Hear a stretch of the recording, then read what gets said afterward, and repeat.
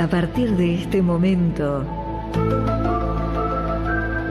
la Sociedad Argentina de Escritores y Radio Cultura presentan Confines del Conocimiento.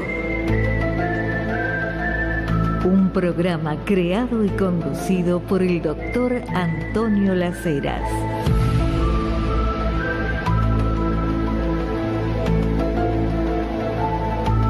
Precisamente, como este es un programa de la Sociedad Argentina de Escritores, pero a su vez nos interesa hablar de los confines del conocimiento, es decir, donde nos encontramos con ese horizonte enigmático y misterioso que la ciencia va abriendo, dilucidando.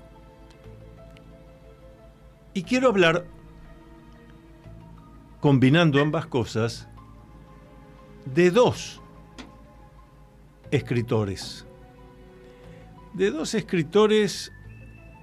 que nos remiten a enigmas que realmente son de confines del conocimiento. Voy a empezar por Julio Verne. Julio Verne, da vuelta al mundo en 80 días, viaje al centro de la Tierra, pero en particular esa obra de Julio Verne, De la Tierra a la Luna. Es una novela que a partir del 20 de julio de 1969 se puede leer de una manera totalmente diferente a aquella forma en que la habíamos leído quienes pudimos hacerlo antes de esa fecha. Particularmente quien les habla terminaba la escuela primaria y ahí a mis 10, 11 años de edad, durante las vacaciones, en verano, me dirigía a una biblioteca pública, a un par de cuadras de casa, y leía Julio Verne. Ahí me encontré por primera vez con De la Tierra a la Luna. Volví a hacer relecturas en mi adolescencia, ya en mi juventud, y después con otros conocimientos, porque siempre me llamó la atención las precisiones que daba Julio Verne, pero no solo las precisiones de datos geográficos o datos astronómicos, no que dijera la distancia promedio Tierra-Luna son 398.800 kilómetros, sino otro tipo de datos. Los datos que hacen al relato de ese viaje a la Luna, caminata en la Luna y regreso. Después del 20 de julio de 1969, otros investigadores, como también me ocurrió, quedamos conmovidos, porque recordábamos que las generalidades del viaje son las que realmente ocurrieron cuando Armstrong, Aldrin y Collins en la Apolo 11 se dirigen a nuestro satélite natural. Collins queda en órbita en torno a la Luna, Armstrong y Aldrin en el módulo de excursión lunar descienden a la superficie selenita.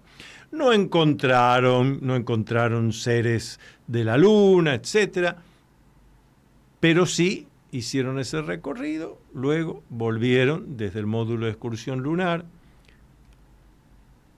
al Apolo 11 y regresaron a la Tierra. Cuando digo esto, algunos de ustedes que conocen de estos temas y nos están escuchando van a decir, pero acá el doctor Las Heras se confundió. ¿Cómo que no encontraron seres vivientes de la Luna? Claro, como lo explica Julio Verne, no. Pero hoy conocemos que en ese primer alunizaje de seres humanos, por lo menos de esta humanidad, en la Luna, hubo observaciones no solo de vehículos extraterrestres dirigidos, sino inclusive de algo que Aldrin, la traducción castellana sería: se nota que estos tipos hace mucho que están acá. Más bien esta es la traducción porteña. Se nota que hace tiempo que estos tipos, mucho tiempo que estos tipos están acá, estamos viendo un hangar. Efectivamente, pudimos informarnos mucho tiempo después, el diario Washington Post lo publicó en primera página, las comunicaciones secretas entre Armstrong y Aldrin en el módulo de excursión lunar mientras buscaban descender en la superficie selenita, y resulta que el lugar que había sido elegido, observan que hay máquinas desconocidas, incluso algo así como un hangar, según lo que dice Aldrin. Entonces tienen que mover el módulo de excursión lunar para buscar otro sitio donde alunizar, a tal punto que casi utilizan todo el combustible que necesitaban para después volver a despegar de la Luna y unirse al Apolo 11, donde Collins los estaba esperando dando vueltas, orbitando en torno a la Luna. Este hecho que estoy contando, la NASA no lo pudo negar, tanto es así que en la historia oficial, el relato oficial, el mismo relato que yo he escuchado cuando visité el museo que tiene la NASA en Cabo Kennedy, donde está la reproducción de cómo eran las consolas de aquella época, todo, que uno las mira hoy y dice cómo con estas computadoras pudieron, pero bueno, pudieron. Ahí hay una filmación, un video, y dice lo siguiente, dice que hubo el peligro de que se quedara sin combustible el módulo de excursión lunar porque Armstrong tuvo que buscar otro sitio donde alunizar porque el lugar que había sido elegido previamente tenía promontorios, piedras, no era adecuado. Explicación que le pueden dar a algún ingenuo, pero no a quienes conocemos que el lugar fue elegido después de que las naves Ranger, naves automáticas, que se estrellaban en la superficie lunar enviadas por la NASA, que sacaban miles y miles de fotos. Entonces había cantidad de fotos, miles y miles de fotos para elegir el lugar indicado donde hacer ese primer alunizaje humano. Así que no había ninguna duda de las características del lugar. Bueno, parece que las fotos estaban mal, que los científicos se equivocaron. Se habrá quemado el rollo, me dice aquí la gente de la radio. No, porque el rollo estaba. Así que, ¿qué pasó ahí? Bueno, evidentemente el lugar para alunizar era el adecuado. Tan adecuado era que se nota que un tiempito antes ya ciertos objetos con forma discoidal, de apariencia metálico, estaban alunizados ahí. Claramente vehículos extraterrestres dirigidos. A los que les interese profundizar más, esto está en un libro mío que se ha reeditado mucho, que se llama OVNIs, los documentos secretos de los astronautas. Allí transcribo la información que un diario de gran investigación como es el Washington Post publica un mes después de la hazaña del Apolo 11, donde dice: esta transcripción no fue ocultada al público, al periodismo, y donde precisamente se demuestra. Tanto es así que en una parte de la transcripción, la base en Houston le dice al módulo de excursión lunar: pero ¿por qué es ese escándalo? ¿Qué problema tienen? Es en castellano sería, por ovnis. Si es así, están fotografiando, están filmando, que es algo que siempre me ha llamado la atención y me gusta decirlo, porque no dice si es así, retírense, no, si es así, están fotografiando, están filmando, traiga las pruebas, primero las pruebas. Bueno, de manera tal que hasta ese detalle de Julio Verne, de que en la novela de La Tierra a la Luna se encuentra con los habitantes de la Luna, podríamos ponerlo en paralelo con el hecho de este encuentro, pero admito que eso podemos ponerlo en duda. Lo que no podemos poner en duda es lo que en parapsicología llamamos el fenómeno parapsicológico de precognición, el fenómeno extrasensorial de precognición. La precognición es el conocimiento cierto de un hecho futuro, conocimiento cierto, no intuición vaguedad, conocimiento cierto de un hecho futuro que no puede ser inferido a través de deducción, razonamiento, inferencia lógica. Julio Verne dice que el viaje de ida y de vuelta dura aproximadamente una semana. Así pasó con Apolo 11. Julio Verne dice que el vehículo espacial lleva 3 tripulantes. Así fue, el Apolo 11. 2 alunizan, 1 se queda dando vuelta en torno a la Luna. Así fue. Y así van a encontrar una cantidad de detalles. Pero un investigador de estos temas, después de sucedido el exitoso viaje del Apolo 11, recordó algo. Recordó que Julio Verne, en sus obras, llena de detalles geográficos, geológicos, meteorológicos, astronómicos. Y entonces se acordó de otra cosa. Esta persona dijo, pero Julio Verne, allá a fines del siglo XIX, cuando ni siquiera había aviones que pudieran moverse cómodamente en la atmósfera terrestre, escribe esta novela y pone las coordenadas del lugar de donde sale, de donde es disparado el cohete que llega a la Luna. Así que busca las coordenadas, las despliega en el mapa y encuentra, Julio Verne escribió todo esto en París, encuentra que se trata de un lugar que en la época que lo escribió Julio Verne era un lugar abandonado, un pantano, un yuyal, sin habitantes. Tanto es así que por eso le quedó un nombre, que ahora se los voy a decir, por ahí les suena. El nombre es Cabo Cañaveral, por la cantidad de cañas que hay en el lugar. Había cáñamos en realidad, plantas acuáticas, cocodrilos. Bueno, Julio Verne señala décadas antes de que se piense en el desarrollo de la astronáutica, señala en su novela exactamente el lugar de donde salió el Apolo 11. Hoy Cabo Kennedy, Cabo Cañaveral. ¿Cómo se explica esto? Miren la capacidad del conocimiento cierto de un hecho futuro, claramente percepción extrasensorial.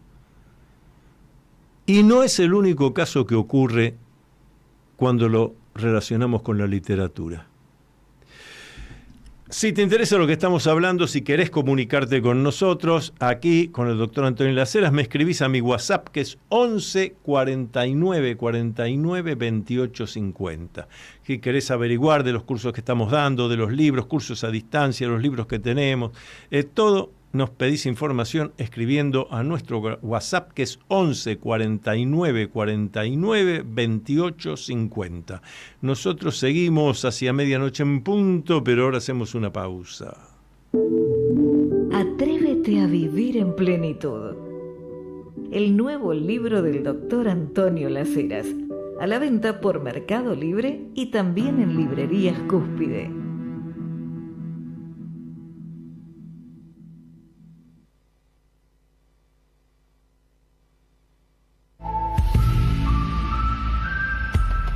Usted está escuchando Confines del Conocimiento. Conducido por el doctor Antonio Las Heras. Pero el caso de Julio Verne no es el único. Tenemos otro caso. Hay varios, pero hoy vamos a desarrollar un segundo caso. A fines del siglo XIX, en los Estados Unidos, había lo que llamaríamos hoy escritores profesionales. Siendo este un programa de la Sociedad Argentina de Escritores, nos gusta siempre vincular el tema que hace a la profesión de escritor. Y allá a fines del siglo XIX, insisto, en los Estados Unidos, había lo que podemos llamar cabalmente escritores profesionales, es decir, gente que era contratada, por ejemplo, para escribir una novela por semana. Y estoy hablando de una época que no había máquina de escribir, no había computadora, ahí había que agarrar la lapicera, el papel, escribir, tachar. Y esto era así porque los diarios de aquella época solían incluir capítulos de libros que la gente, libros inéditos, que la gente iba leyendo todos los días. Salía un capítulo o una parte de un libro determinado que por ahí llevaba 2 semanas completarlo o un mes. Otros diarios, un día a la semana, regalaban el diario junto con un pequeño libro, una novela. Claro, tengan en cuenta ustedes que eran otros tiempos donde había tiempo, donde no había televisión, no había redes sociales, no había canales de cable, nada de eso. La gente tenía tiempo para leer.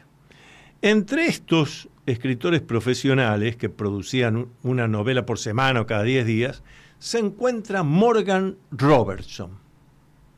Morgan Robertson escribe una novela que se publica de este modo, luego alcanza, entre muchas otras novelas, a razón de 2, 3, 4 novelas por semana, de por mes, pero me voy a referir a una en particular. Escribe una en particular que, bueno, tiene un atractivo, sale publicada en libro. Pueden googlear mientras estoy hablando Morgan Robertson.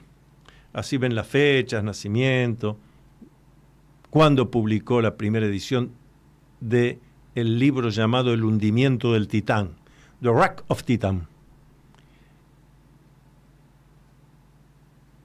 Se van a sorprender. Ese libro es un libro publicado a fines del siglo XIX y obviamente cuando la tecnología marítima del siglo XX no existía. Morgan Robertson imagina lo siguiente, que hay un barco llamado Titán. Ese barco hace, a ver si les suena, ese barco hace su primer viaje, su viaje inaugural, desde Europa a Estados Unidos. Pero ese barco se llama Titán porque los ingenieros navales que lo construyeron afirmaban que era insumergible. Como era insumergible, también le ponen pocos botes salvavidas, porque ¿para qué ponerle botes salvavidas a un barco que es insumergible? El Titán, con toda la araca y algarabía, sale de Europa, de un puerto de Inglaterra, y empieza a recorrer el Océano Atlántico rumbo a los Estados Unidos. Y a los pocos días de travesía, ¿qué les parece a ustedes que le ocurre? ¿Qué creen ustedes que le ocurre? Choca contra un iceberg. Un iceberg que los vigías del Titán, los que están cuidando ahí precisamente durante las 24 horas con los largavistas, etc., no ven. Inexplicable, pero es así. Choca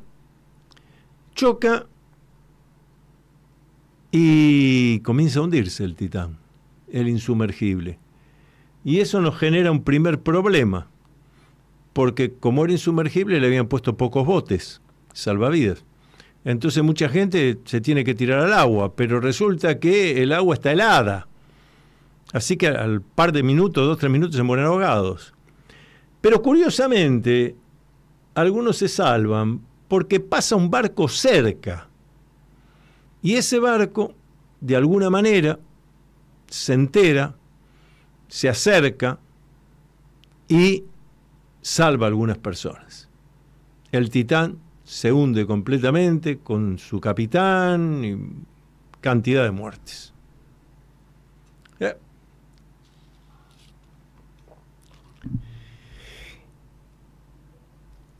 La novela, como digo, resultó atractiva, se vendió, la gente se olvidó de la novela de Morgan Robertson, que siguió escribiendo otras novelas. Como ustedes se habrán dado cuenta, queridos oyentes, el hecho ocurre ya entrado el siglo XX. El barco es el Titanic. Y todo lo que relaté, porque Morgan Robertson, siguiendo el estilo que ya dije de Julio Verne y otros, el estilo en que se escribían las novelas de acción fines del siglo XIX, que era poniendo lujo de detalles. Morgan Robertson dice cuál es la eslora del navío, cuántos tripulantes, cuántos pasajeros llevaba, cuántos botes salvavidas había, no alcanzaban, pero había. Es decir, pone todos los datos. Y cuando uno se acuerda de lo que le ocurrió al Titanic, el barco considerado insumergible, pero que también se hunde en primer viaje, allí en medio del Océano Atlántico, es decir, ocurre todo lo que Morgan Robertson anticipó. Y las dimensiones que pone del Titanic, la cantidad de botes, la cantidad de pasajeros, la cantidad de tripulantes, prácticamente, no digo que todo coincide 100%, pero prácticamente en todo coincide, en el peor de los casos 90%. En cuanto a la cantidad, los números. Después los hechos son exactamente los mismos. Hasta el punto de que efectivamente llega una embarcación que en el caso del Titanic capta el SOS que mandaba el telegrafista del barco. Pasaba una embarcación de carga a cierta distancia, capta el SOS y decide ir en ayuda. Llega después de un tiempo, pero llega lo suficiente como para rescatar a unas cuantas personas. Ese detalle está también en la novela de Morgan Robertson. Ustedes se dan cuenta de lo que estamos hablando. El caso de Julio Verne y el caso de Morgan Robertson son dos ejemplos precisos de cómo en el acto de escribir, que requiere una concentración mental muy grande, un aislamiento, prácticamente lo que en psicología podemos llamar un estado alterado, un estado modificado de conciencia, de una concentración especialísima, eso parece habilitar el factor extrasensorial, esa capacidad parapsicológica de lo extrasensorial, y más precisamente la capacidad de conocer hechos futuros y a través del escrito dejar constancia de algo que ni el autor tiene conciencia de que son cosas que en algún momento van a suceder. Morgan Robertson, cuando el Titanic ni siquiera estaba en la mente, ya no digo de los ingenieros navales, en la mente de los que pensaron hacerlo, financiar la obra, etc., no estaba pensado para nada por ningún humano, Morgan Robertson pudo adelantar lo que iba a suceder hasta con estos pequeños lujos de detalles. Bien lo decía alguien que fue vicepresidente de la Sociedad Argentina de Escritores, parapsicólogo, criminólogo, ensayista, poeta, crítico, maestro nuestro. Hablo del doctor Juan Jacobo Bajarlía, quien ya desencarnó hace tiempo. Pero Bajarlía nos decía eso. En el proceso creador, en el verdadero proceso creador, cuando hay creación, el estado alterado, modificado de conciencia del creador lo habilita a conocer cosas que están en los confines del conocimiento, están más allá de ese horizonte de los confines del conocimiento.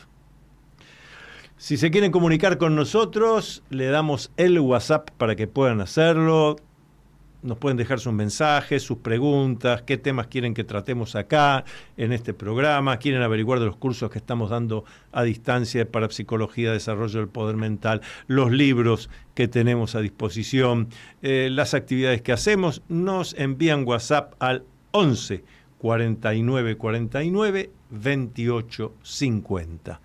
11 49 49 28 50. Nosotros seguimos hacia la medianoche, hacia la hora de los fantasmas. ¿Te interesa el tema de los ovnis? Si te interesa saber sobre los ovnis, tienes que leer ¿Qué hay detrás de los ovnis? Un libro de Antonio Las Heras. Pídelo en librerías Cúspide o por Mercado Libre.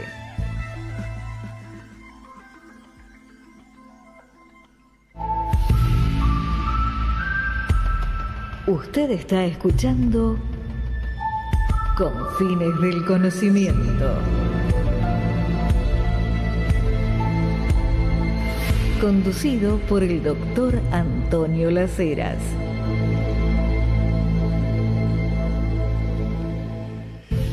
Vamos a reflexionar un poco sobre este tema. ¿Cómo surgió la especie humana en la Tierra?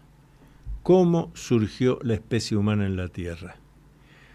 Lo que hemos estudiado, aprendido en la escuela primaria, secundaria, en la universidad, siempre nos habla de la evolución y que nosotros somos el punto más avanzado de la evolución. Charles Darwin, en El origen de las especies, ya hace un comentario interesante cuando habla del eslabón perdido, porque Darwin mismo se da cuenta que entre los grandes simios, los primates, y lo que hoy llamamos el hombre moderno, hay un vacío, como si hubiéramos aparecido repentinamente. Ya avanzado el siglo XX, los estudios permitieron comprobar que entre 25 millones y 30 millones de años atrás apareció algo que la antropología llama los homínidos. De esto han quedado restos fosilizados. Los homínidos son esos grandes primates que ya tienen algunas características humanas. Ahora, durante 25 o 30 millones de años, ahí siguieron los homínidos. Queda la pregunta de por qué aparecen. Lo usual es decir, bueno, fue un proceso evolutivo. Pero un proceso evolutivo, ¿qué pasó? ¿Qué botón se tocó para que eso ocurriera? No hay respuesta, hay hipótesis. Pero durante 25 o 30 millones de años fue así. En todo el planeta Tierra aparecen restos fosilizados, o sea, hechos piedra, de estos homínidos. Hace aproximadamente 1 millón de años aparece también en todo el planeta Tierra lo que la antropología, la ciencia académica llama los Homo. Homo sapiens, Homo habilis, Homo erectus, sapiens sapiens, hombre de Cro-Magnon, de Neandertal, el hombre de Pekín, es decir, distintos homos durante 1 millón de años, distintos momentos, distintas apariciones, pero durante 1 millón de años estos homos no salen de la caverna ni de la cueva. Los más avanzados son capaces de haber tallado una piedrita un poco como para usarla de cuchillo. Los otros más evolucionados son los que han sido capaces de golpear una piedra contra otra y ver que sale una chispita y así hacer fuego. Porque los menos evolucionados tenían que cuidar el fuego en la cueva, en la caverna, y si se les apagaba, esperar a que cayera un rayo en el bosque, incendiar algo del bosque, traer ese fuego. Durante 1 millón de años, esa fue la máxima evolución. Por eso nos preguntamos, ¿cómo surgió la especie humana en la Tierra?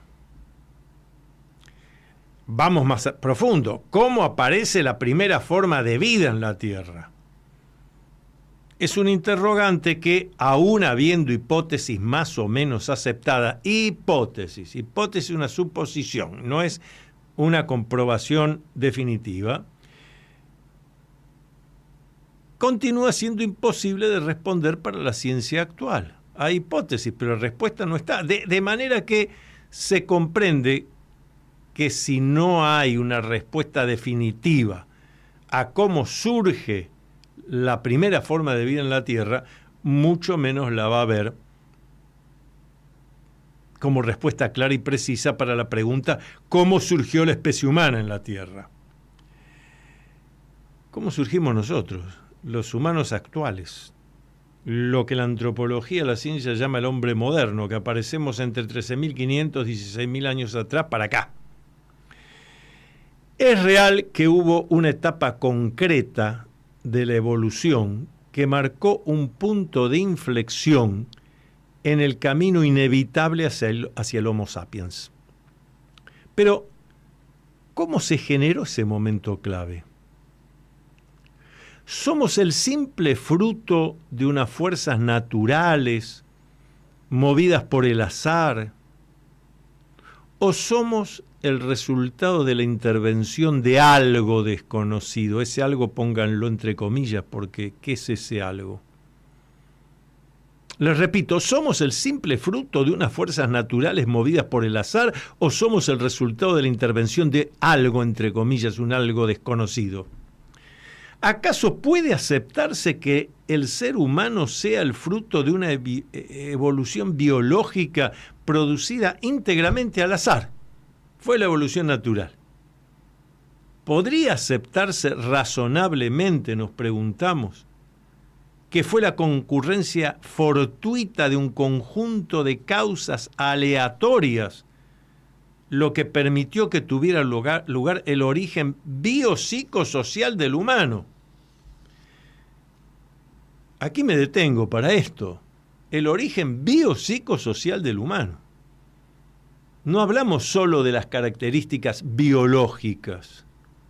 Hablamos de características que ni cerca otro individuo de la especie que fuera tiene en el planeta Tierra. Primero, el libre albedrío, la capacidad de tomar decisiones, el libre albedrío. ¿Qué animal tiene libre albedrío? Los animales lo que tienen es instinto. Y en base a ese instinto, bueno, aprendo si hay peligro, pero libre albedrío. Me levanto, no me levanto, voy, no voy, estudio, no estudio.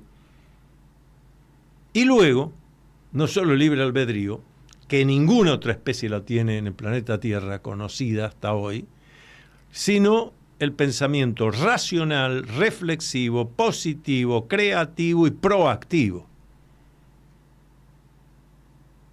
Pensamiento racional, reflexivo, poder reflexionar. Creativo, positivo, que es sacar la parte favorable aún del problema más grave para resolver. Proactivo, toma de decisiones.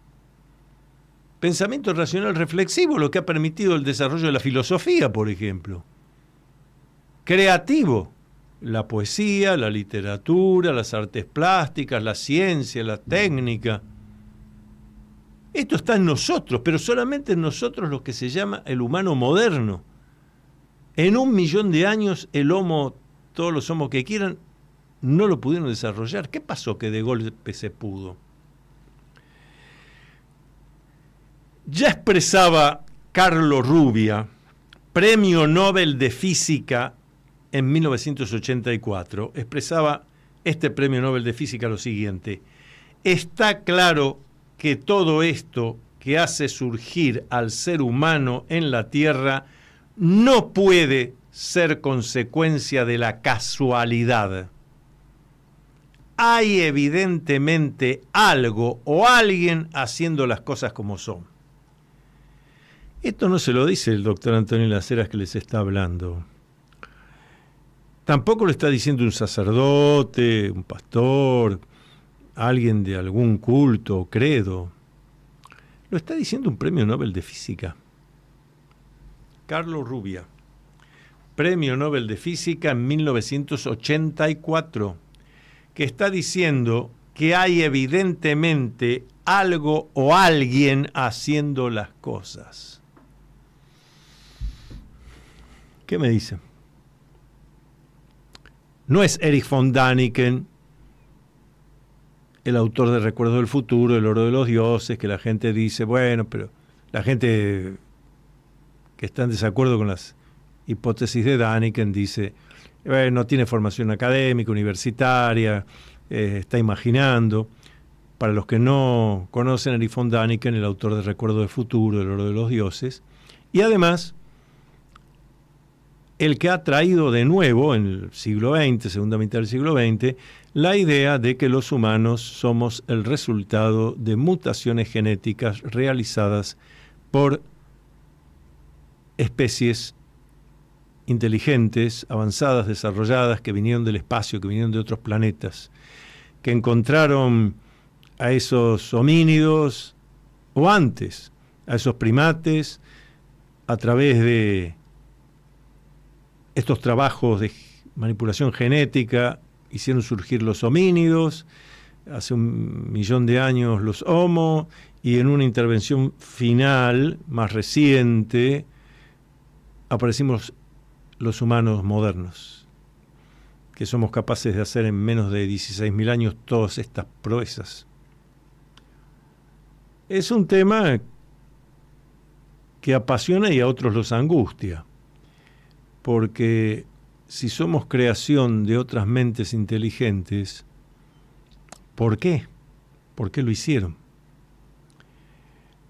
Queda la pregunta, tenemos hipótesis. Quizás lo hicieron porque están investigando, porque están viendo la evolución. Esto va más lejos, entonces el planeta Tierra se convierte en algo así como un gran laboratorio, como los que tenemos nosotros, pero donde estudiamos cobayos, ratas.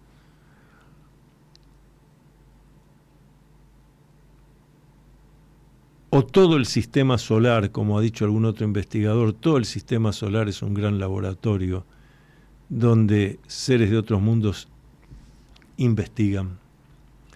Preguntas, sigamos.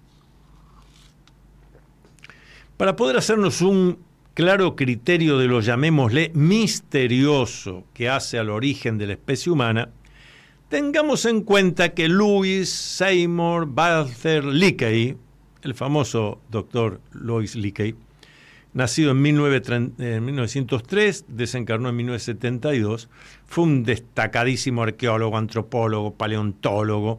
Él escribió: todavía existen inmensas lagunas en nuestro conocimiento acerca de los comienzos del Homo sapiens.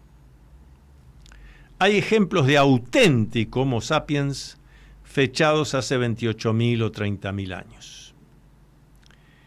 Y concluye su libro, publicado de manera póstuma, escrito junto con Vane Morris Goodall, con una frase conmovedora. Se las leo.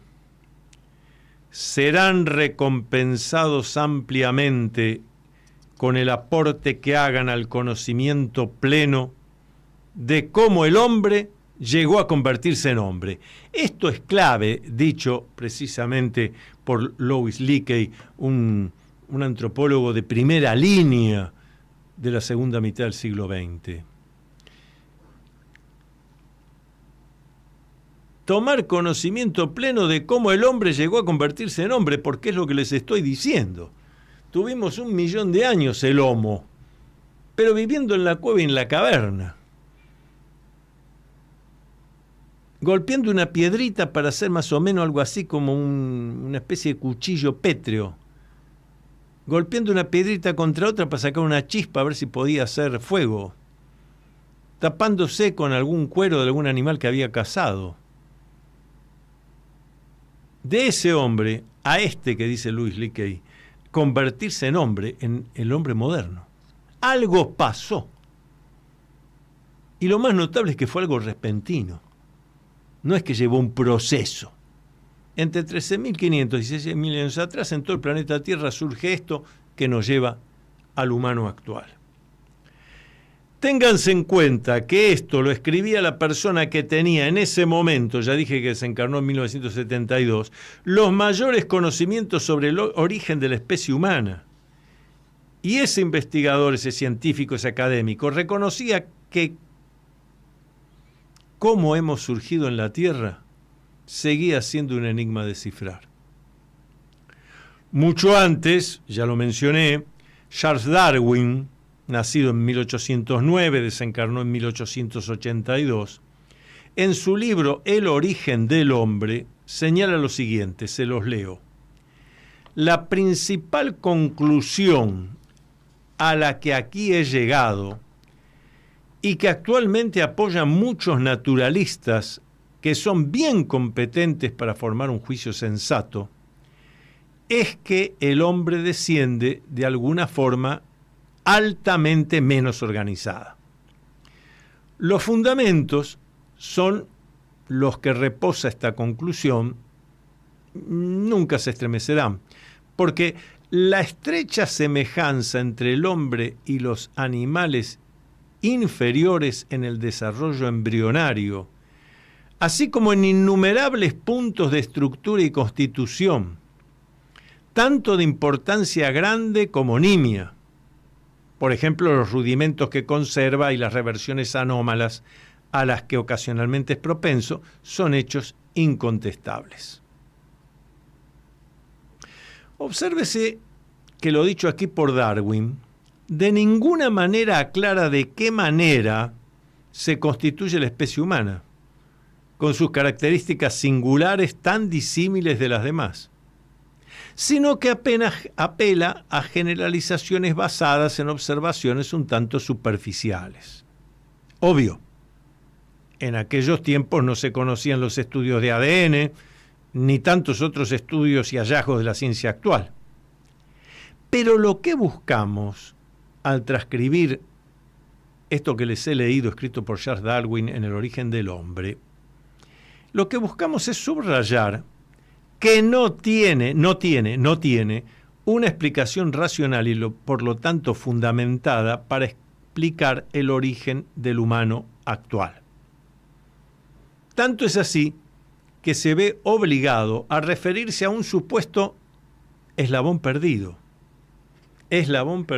al advertir que falta un algo integrador que permitiera llegar a los humanos a ser como somos. ¿Cómo aparecimos los humanos en el planeta Tierra? Algo que parecía ya estar explicado, pero que cuando nos ponemos a estudiar, a leer bien lo que dice la ciencia oficial y demás, no, está lleno de lagunas y supuestos. Vamos a seguir en unos instantes con este tema, cómo aparece la especie humana en la Tierra. Mientras tanto les recuerdo mensajes que nos quieran enviar, averiguar de nuestros libros, de los cursos que estamos dando a distancia para psicología, de control mental, de las actividades que hacemos. Escriban a mi WhatsApp 11 49 49 28 50. 11 49 49 28 50. También pueden visitar nuestra página web www.antoniolaceras.com. antoniolaceras.com. Seguimos rumbo a medianoche, la hora de los fantasmas. Los miembros de la Sociedad Argentina de Escritores tienen libre acceso a la Feria Internacional del Libro de Buenos Aires, tener a la venta sus libros en el stand de la entidad y un espacio para dialogar con los lectores. Otro de los tantos beneficios de ser miembro de la Sociedad Argentina de Escritores.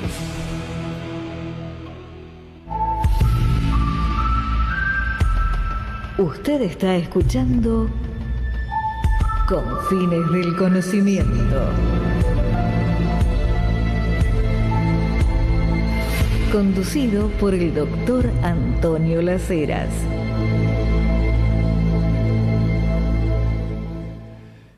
Y la pregunta que estamos buscando responder, pero que ya sabemos que no la vamos a poder responder, pero estamos buscando es cómo surgió la especie humana en la Tierra. Como bien señala el psicólogo de la Universidad de Barcelona, psicólogo contemporáneo, Nahum Montagut Rubio, Nahum Montagut Rubio.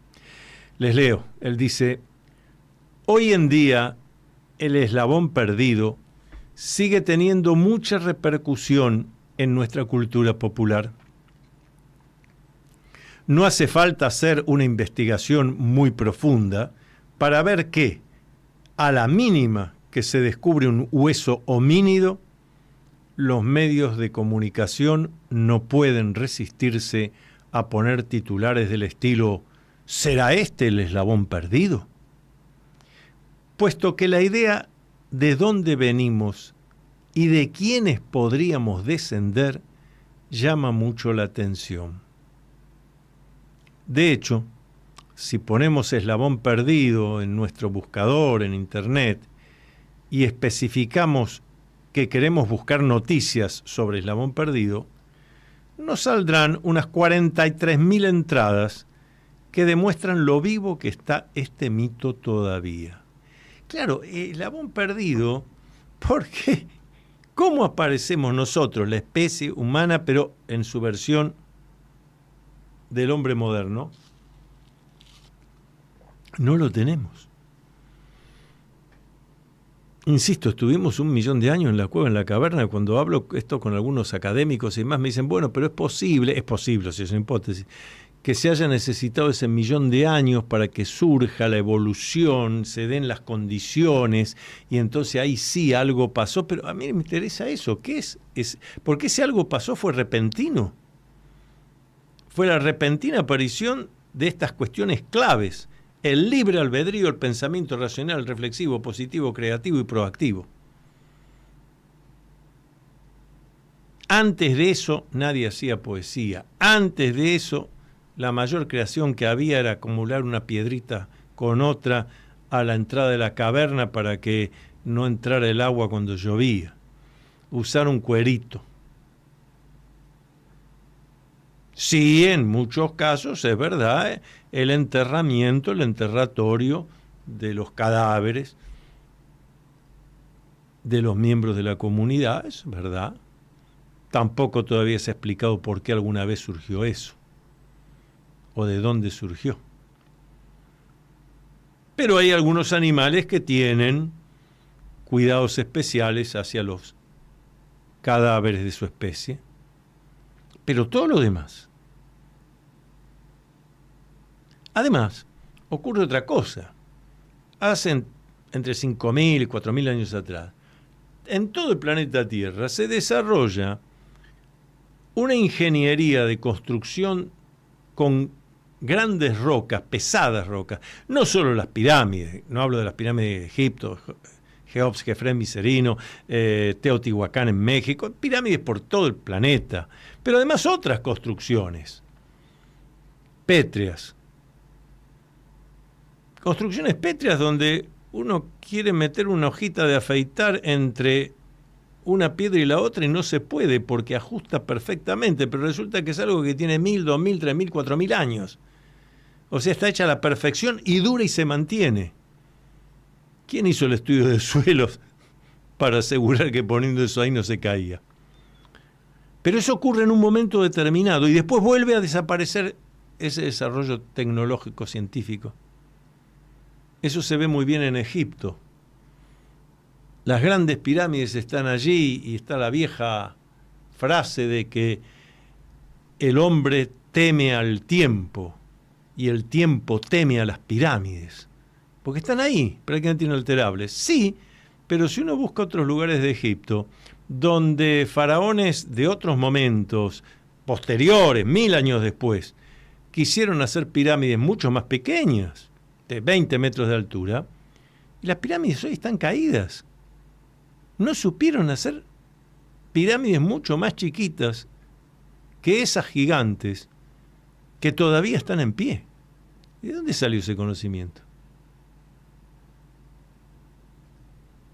Tenemos preguntas. Y además nos merecemos buscar la respuesta. Jean Piveteau nació en 1899, desencarnó en 1991, distinguido paleontólogo y miembro de la Academia Francesa de Ciencias. También se interrogó sobre este tema. Les leo. ¿qué revolución biológica pudo tan súbitamente realizar tal cambio? Aprendemos aquí el arranque del fenómeno de la hominización, la subida del psiquismo coexistente con la evolución de la vida se cruzó los pasos de la reflexión. La corriente vital llevada a un escalón superior que renueva la faz del mundo. Ven, Pivetó se hace la pregunta. ¿Cómo ocurrió esto? Y lo que más me interesa es la pregunta que se hace, más que los comentarios de luego. ¿Qué revolución biológica pudo tan súbitamente realizar tal cambio? Porque lo que Pivetó desencarnó en 1991, pero lo que la ciencia ha seguido investigando es que efectivamente es un fenómeno que ocurre súbitamente. No es que vamos encontrando, bueno, acá aparece un poquito y acá se ve otro poquitito y acá... No, repentinamente aparece el hombre moderno. Y Pivetó agrega la frase del físico, matemático y filósofo Blaise Pascal. Pascal, muy anterior, desencarnó en 1662. Pascal dice, y esto es clave, instinto e inteligencia marca de dos naturalezas. Instinto e inteligencia, afirmaba Pascal, son las marcas de dos naturalezas. No se puede asociar de la misma manera. Instinto y además, después del instinto viene la inteligencia. Son dos naturalezas distintas. Por eso en los humanos hay tan poco, casi nada distintivo. Y por eso aquellos que decían, el ser humano es un animal racional, bueno, es para un tema de debate. Animal en cuanto tenemos carne, esta constitución, nos alimentamos físicamente, bueno, hasta ahí podríamos aceptarlo, que hay una vinculación. Pero después no alcanza con decir racional, hay que decir creativo, hay que decir filosófico, de libre albedrío, de toma de decisiones independientes. No hay ninguna otra especie que haga eso. Y es allí donde se encuentra el eje de la cuestión a la que nos estamos refiriendo. No se trata de aquellas formas de homínidos que existieron durante 25 millones de años sin que tuvieran mayores evoluciones. Tampoco de los distintos Homo que habitaron la Tierra durante 1 millón de años y siguieron viviendo en cuevas y cavernas sin mayor desarrollo que el de cuidar el fuego, tallar alguna piedra y utilizar un cuero de algún animal cazado. A lo que nos referimos es a qué ocurrió en un momento dado en que prevaleció lo que conocemos como inteligencia humana. Y a partir de allí, ¿cuál, si se hubiera apretado un botón, comenzó el desarrollo que en pocos miles de años nos ha llevado la humanidad actual? ¿Por qué esto no sucedió evolutivamente durante el 1 millón de años? ¿Por qué no fuimos evolucionando de a poquito, ya que era una cuestión evolutiva? No, fue de golpe. Pero esto sucede. Algunas explicaciones se han buscado. Por ejemplo, la que indica que entre 14.000 y 8.000 años atrás, los Homo de aquel entonces atravesaron un importante proceso sedentario conocido como revolución agrícola o revolución neolítica, que los llevó a asentarse en un sitio determinado y plantar alimentos, domesticar animales, comenzando a transformar los paisajes naturales y generar la sociedad. Se ha calculado que hace 10.000 años surgía la agricultura. Había hace 10.000 años unos 5 millones de seres humanos dispersos en la Tierra. La agricultura los obligó a hacerse sedentarios, dice la ciencia. y por ello tuvo lugar el desarrollo y diseño de nuevas herramientas, el aumento de las formas de comunicación, el establecimiento de nuevos poblados que los llevó a fabricar ropas y viviendas para protegerse del calor y del frío. Todo muy interesante, pero sigue dejando sin responder la pregunta esencial: ¿qué llevó a esos homos a efectuar estas transformaciones? Regresamos al doctor Louis Leakey. Hay tantas lagunas en la historia de la humanidad, en la historia de la evolución humana, en espera todavía de ser llenadas, que para cubrirlas son necesarios muchos e intensos estudios.